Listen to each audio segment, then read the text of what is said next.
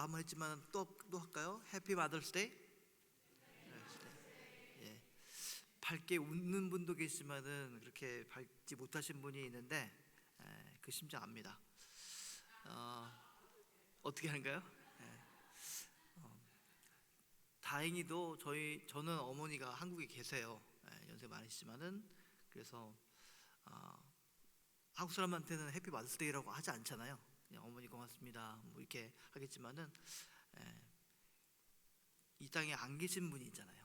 얼마 전에 돌아가신 분도 있고 그런 분들을 볼 때마다 마음이 얼마나 또 좀 짠할까, 또 얼마나 보고 싶으실까 그런 생각이 들어서 해피 마더스데이 부르는 것도 좀 조심스럽다 그런 생각이 듭니다. 이 예배를 통해서 주님의 은총과 평화가, 안식이, 위로가 여러분에게 함께하기를 바랍니다.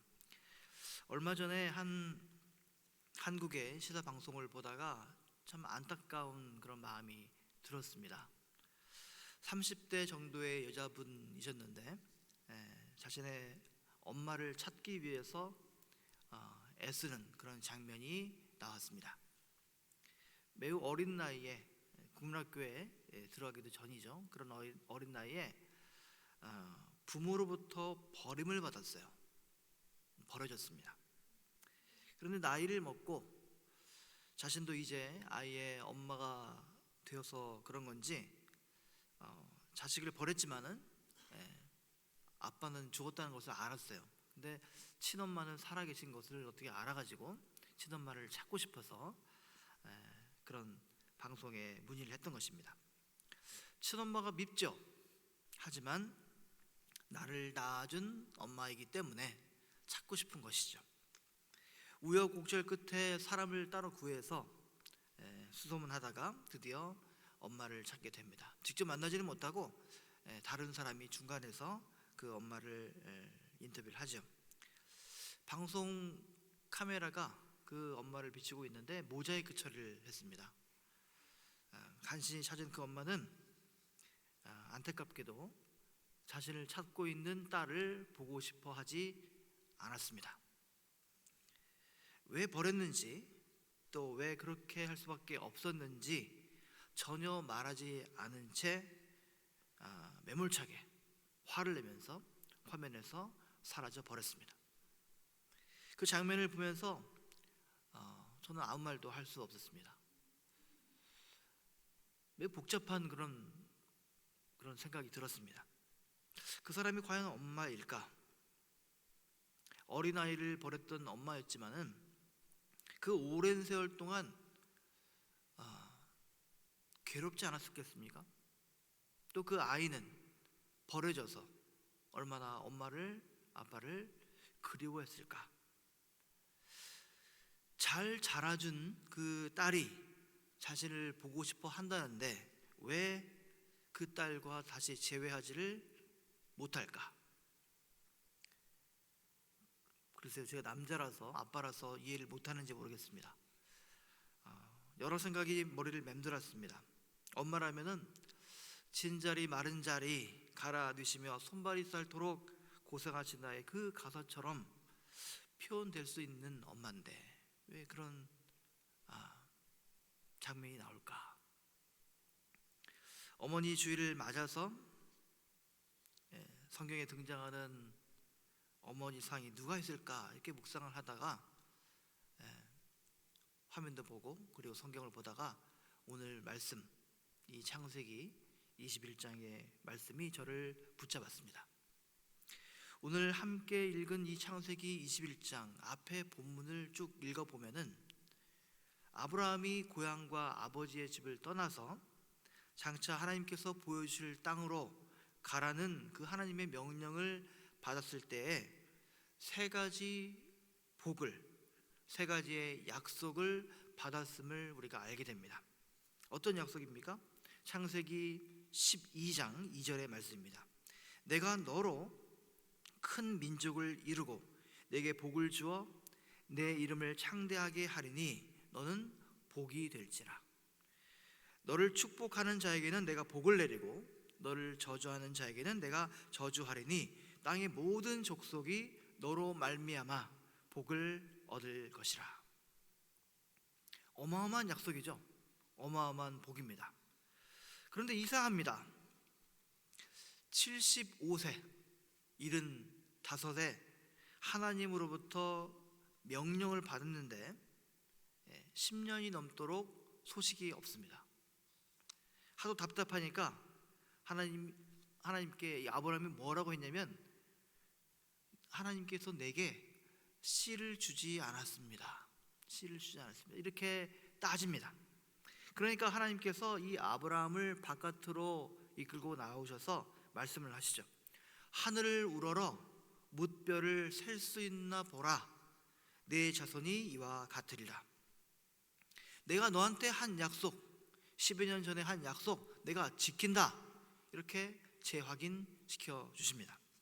그러나 시간이 계속 흘러갑니다. 시간이 야속하죠.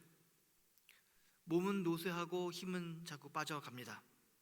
그런데 후손에 대한 이 하나님의 약속은 전혀 성취될 것 같지 않습니다. 자식을 주겠다는 그 하나님의 약속은 물거품처럼 사라지는 것처럼 느껴집니다. 자, 하나님의 약속, 하나님의 말씀을 들었던 이 아브라함이 자신의 아내인 사라에게 말하지 않았겠습니까? 이 하나님의 약속을 듣고 고향을 떠났던 사람입니다. 그러니 당연히 얘기했겠죠. 흥분하면서 내 하나님의 목소리를 들었다, 하나님의 환상을 봤다 하면서 말했을 것입니다. 그런데 시간이 갑니다. 하나님의 약속에 대한 기대는 사라져버리고, 내가 헛것을 봤나 한탄했을지도 모릅니다. 마음은 조급합니다. 아브라함만 조급한 게 아니라 아내인 사라도 조급합니다. 사라는 이제 자신의 몸으로 낳은 자식을 보기가 틀렸구나, 이런 생각을 하고 애굽에서 데려온 여종 그 하갈을 자녀를 얻을까 기대하면서 남편 아브라함의 그 침소에 들게 합니다. 80도 넘은 할아버지 남편에게 옛날 말로 소시를 드린 겁니다. 물론 아직 할머니는커녕 아이조차 낳지 않은 어머니도 아닌데 나이가 보면은 할머니인 사라가 됐던 것이 분명합니다. 참 비참한 것이죠. 그런데 성경 주석을 읽어보니까 이런 장면들에 대해서 설명하는데 사라의 행동을 일컬어서 뭐라고 했냐면 교묘한 계획과 꾀라고 했습니다. 아주 교묘한 계획과 꾀다. 어찌 보면 이 사라의 계획, 거기에 동조한 아브라함, 이 모든 것들은 지혜롭고 현명한 처사였을지 모릅니다. 인간이 할 수 있는 최선의 방법처럼 보이기까지 하죠. 물론 하나님의 약속을 기다리지 못한 불신의 결과였습니다. 하나님을 믿지 못하는 것이죠. 하나님께 말씀을 받았는데 믿지 못하는 겁니다. 자, 드디어 젊은 이 엄마 하갈이 임신을 합니다. 그런데 여기서부터 일이 꼬이기 시작합니다. 왜 그렇습니까? 하나님의 약속을 기다리지 못했기 때문입니다. 하나님의 약속을 믿지 못했기 때문입니다. 하갈은 임신을 하니까 자기의 주인 아닙니까? 본부인인 사라를 업신여겼다 했습니다. 업신여겼다. 아이도 잉태하지 못하는, 임신하지 못하는 아주 쓸모없는 사람이다 라고 업신여긴 것이죠. 자, 사라는 사태가 이렇게 될 거라고 예측을 못했을까요? 자, 사라는 남편인 아브라함에게 호소하면서 억울함을 말하면서 이제 하갈을 학대합니다. 참 당황스럽죠? 순식간에 아브라함의 가정은 전쟁터가 되고 말았습니다. 아이가 이제 생길 거니까 얼마나 복된 일입니까? 그런데 전쟁터가 돼버린 것이죠. 심지어 하갈은 학대를 못 견디고 도망쳐 버렸습니다. 가까스로 자손을 얻을 상황인데 아브라함은 사라가 하도 화를 내니까 그냥 사라 편을 들고 말았던 것입니다. 자, 사라의 학대를 피해서 도망친 이 하갈은 광야를 헤매다가 여호와의 사자를 만납니다.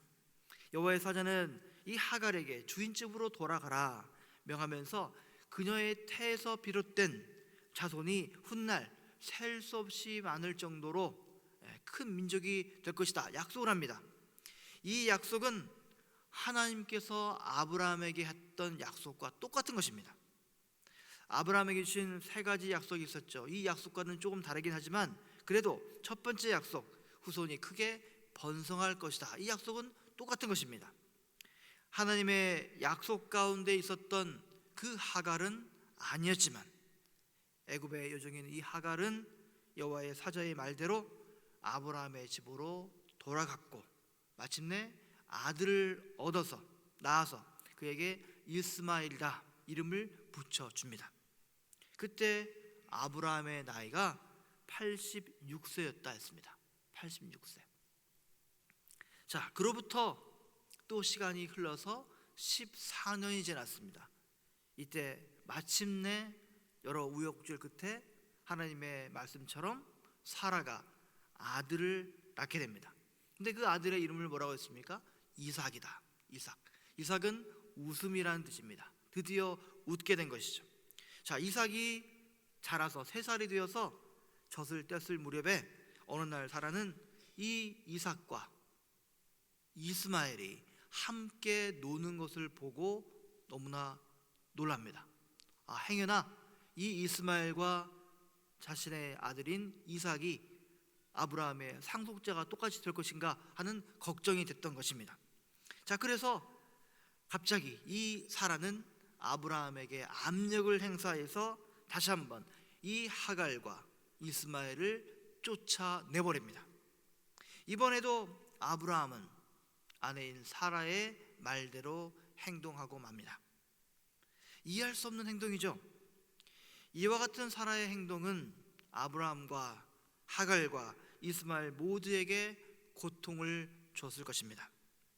고대 사회에서 집을 쫓겨난다는 건 뭡니까? 나가서 죽으란 얘기죠. 죽으란 얘기입니다.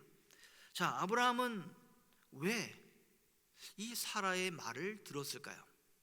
자신의 아들을 죽는 거잖아요. 그런데 왜 그 말을 들었을까요? 적자는 아닐지라도 이스마엘도 자식인데 그 자식을 버려야 한다는 것은 정말 말이 안 되는 것입니다. 자식을 버린다는 것이 말이 된다고 생각하십니까?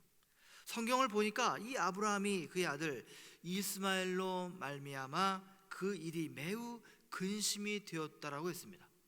당연히 근심이 되죠. 그런데 그 다음 9절 12절을 보니까 하나님께서 이렇게 말씀을 하십니다. 내 아이나 내 여종으로 말미암아 근심하지 말고 사라가 내게 이른 말을 다 들으라.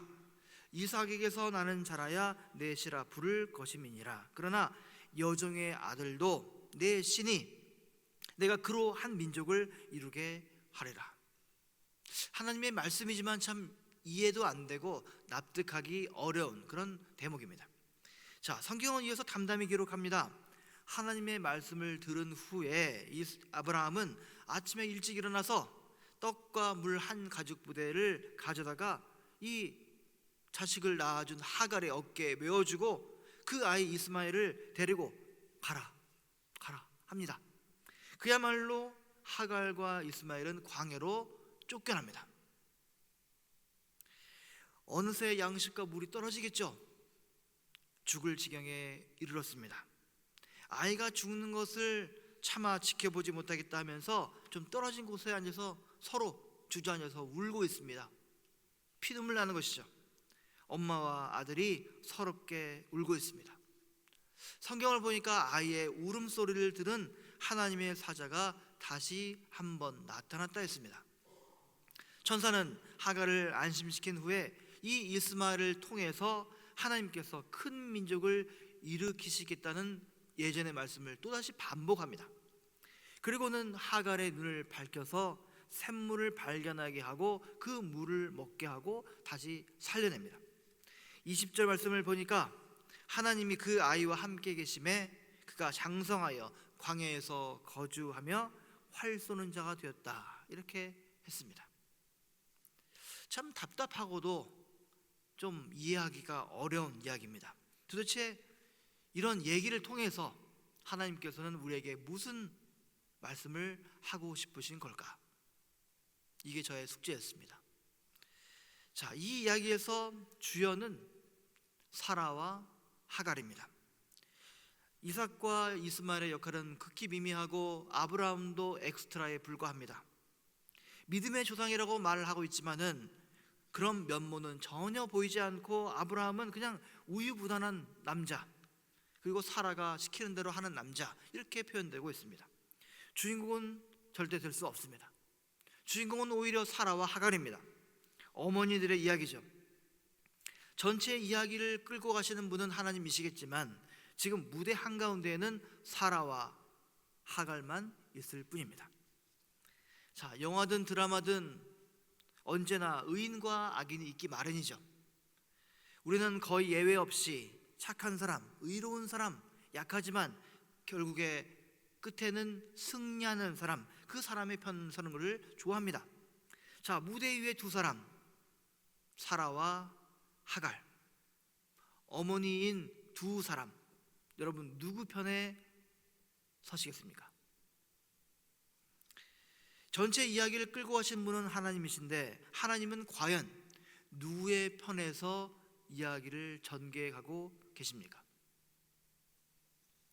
하나님은 두 사람 중에 어느 한 편을 편들어야 할 것 같은데, 그런데 그렇게 하지 않으셨습니다. 하나님은 두 사람 모두를 편드셨습니다. 아브라함에게 주신 하나님의 약속은 사라의 아들, 아브라함의 아들 이삭을 통해 이어질 것입니다. 그러나 하나님은 하갈에게도 이스마엘을 통해서 큰 민족을 일으키시겠다고 약속하셨습니다.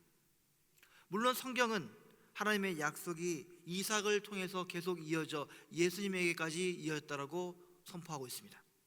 그러나 그렇다고 해서 하나님께서 사라의 편을 들어줬다 할 수 없습니다. 자, 여기서 우리가 보는 것은 두 명의 뭔가 부족해 보이는, 뭔가 모가나 있는 그런 어머니의 모습입니다. 하갈은 사라의 몸종이었고 사라는 하갈의 주인이었습니다.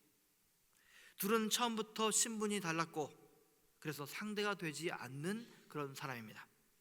하지만 하나님께서는 둘 중 한 사람 편만 들지 않으시고 두 사람 모두를 편드셨습니다. 왜 그러셨을까요? 둘 다 어머니였기 때문입니다. 하나님은 변함없으신 신실하신 분이십니다. 그러나 때론 마음을 바꾸시고 본래 세우셨던 계획을 변경하시기도 합니다. 하나님은 누군가를 혼내시다가도 돌이켜서 회개하면 그 벌을 거두십니다. 또 누구에게 복을 주시려고 하다가도 그가 돌이켜서 악한 일을 행하게 되면 복 주려던 계획을 돌이키십니다. 하나님의 뜻을 돌이키는 장면들이 실제로 성경 곳곳에 등장합니다. 소돔과 고모라를 당장 징계하려는 뜻을 아브라함은 지연시켰습니다. 하나님을 두려워하는 의인이 분명히 있을 겁니다. 그런 아브라함의 말을 속는 셈 치고 들으셨습니다. 또한 생명을 당장 걷어가지 말라 호소하는 히스기야의 기도를 들으시고 생명을 15년 연장시키신 그 하나님을 우리는 성경을 통해서 발견합니다. 그러나 매우 특별한 경우입니다. 하나님은 변함없으신 분입니다. 신실하신 분이십니다. 한번 계획하시면 인간이 그 뜻을 꺾지 못합니다. 신실하시고 공의로우신 하나님이시기 때문입니다. 그러나 한편 하나님은 은혜의 하나님이시기도 합니다. 공의의 하나님이시지만 특별히 예외가 있어 보입니다. 바로 어머니들에게입니다. 세상의 법도 그래요. 세상의 법도 부모에게는 예외로 적용할 때가 많습니다. 아들이, 자식이 사람을 죽이고 숨을 때 그 부모가 그 아이를 숨겨주면 남이 하면 벌을 받습니다. 그러나 부모가 하면 벌을 받지 않습니다. 세상의 법도 그렇습니다. 하나님께서는 그 공의의 하나님이신 그 모습을 어머니들에게서는 더 이상 관철시키지 않으신다는 겁니다. 다른 사람들이 그렇게 하면 용서가 되지 않는데 어머니이기 때문에 이해되고 용서되는 일들이 성경 곳곳에 있습니다. 자기가 낳은 솔로몬을 왕위에 올리기 위해서 애쓴 밧세바가 그랬습니다. 밧세바는 왕비였지만 왕비가 되기 이전에 남의 아내였지 않습니까? 그러니까 왕실에 들어와서 수군대는 사람이 많았습니다. 다윗 왕이 물론 뒤에 있지만 곱지 않은 시선이 늘 밧세바를 따라다녔습니다. 그러나 그럴수록 악착같이 자기 아들 솔로몬을 왕위에 올리고 싶어 했습니다. 그래서 결국 온갖 술수를 동원해서 사극에서 보는 것처럼 아주 나쁜 술수를 동원해서 솔로몬을 왕위에 결국 앉혔습니다. 그렇다면 하나님은 밧세바를 벌하셨습니까? 오히려 직접적으로 벌하신 것은 밧세바가 아니라 다윗 왕이었습니다. 다윗의 죄에 대한 심판의 과정에서 물론 밧세바도 고통을 겪었을 것입니다. 그러나 하나님은 밧세바를 버리지 않으셨고 자비와 회복의 길을 여셨습니다. 왜 그랬습니까? 밧세바가 어머니였기 때문입니다. 예수님께서 홀로 조용히 계시는데 다짜고짜 들이닥쳐서 자기 딸에게 악령이 있으니 귀신이 있으니 쫓아달라고 했던 그런 여인이 있었습니다. 이방인이죠. 예수님은 그렇게 들이대는 여인에게 자녀들에게 줄 떡을 개에게 던질 수 없느니라 이렇게 매몰차게 거절하십니다. 매우 모욕적인 말이죠. 예수님께서 일부러 그러셨는지 모르겠지만은 참 매정하게 물리치셨습니다. 그러나 그 여인은 그런 모욕을 듣고도 물러서지 않습니다. 뭐라고 합니까? 주님, 그러나 상 아래에 있는 개들도 아이들이 흘리는 부스러기를 얻어먹습니다. 이 말을 하는 여인의 심정을 여러분 상상할 수 있습니까? 그러나 그녀는 그렇게 했습니다. 왜 그렇습니까? 어머니였기 때문입니다. 귀신 들린 딸을 가진 그 어머니는 그 어머니됨을 그렇게 증명해 냈던 것이고 예수님의 마음을 돌이켰습니다. 하나님의 마음을 돌이켰던 것입니다. 바로 어머니였기에 기적을 일으켰던 것입니다. 물론 시대가 바뀌고 어머니상도 많이 달라졌을 것입니다. 그러나 자녀를 위해서라면 기꺼이 개라도 되겠다는 이 수로보니게 이방의 여인, 그 어머니의 마음은 달라지지 않고 그대로라고 생각합니다. 어머니가 무한히 희생하는 모습을 보면서 자란 그 딸은 나는 엄마처럼 살지 않을 거야 결심하지만 어느새 거울 앞에 서서 자신의 어머니를 발견하고 놀라곤 합니다. 어머니 사라, 그리고 어머니 하가를 통해서 우리가 보듯이 어머니들은 한없이 약합니다.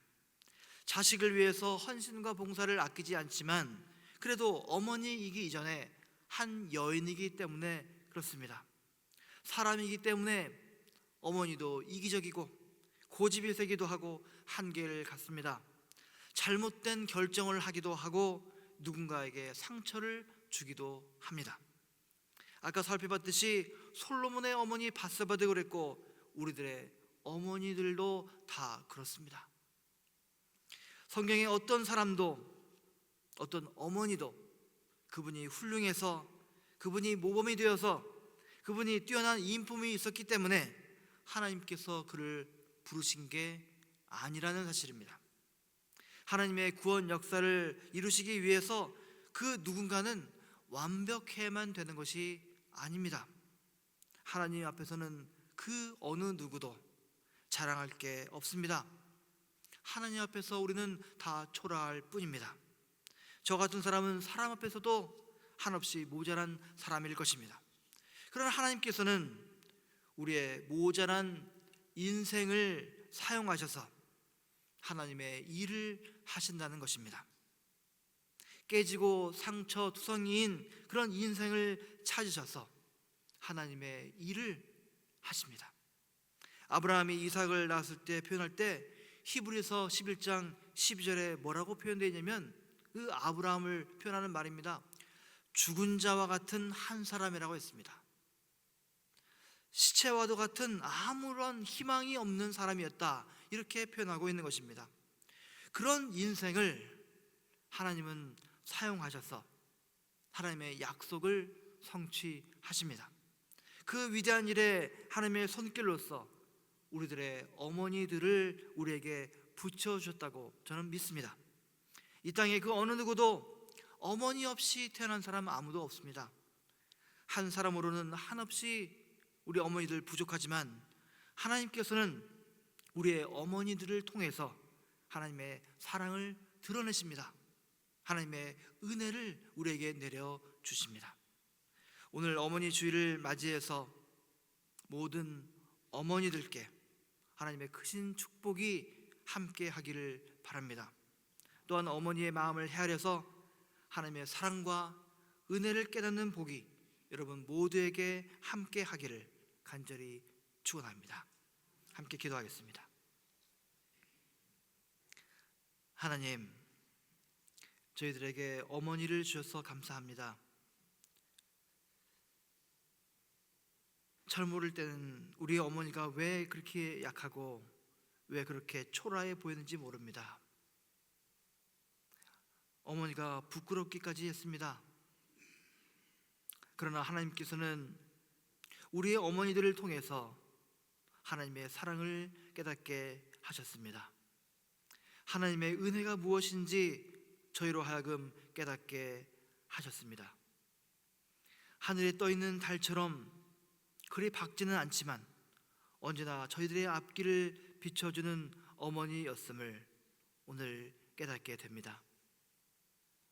우리의 어머니들 주님 언제나 눈동자와 같이 지켜주시고 저 하늘에 있는 우리 어머니들 주님 품에서 안식을 허락해 주시옵소서. 예수님 이름으로 간절히 기도드립니다. 아멘.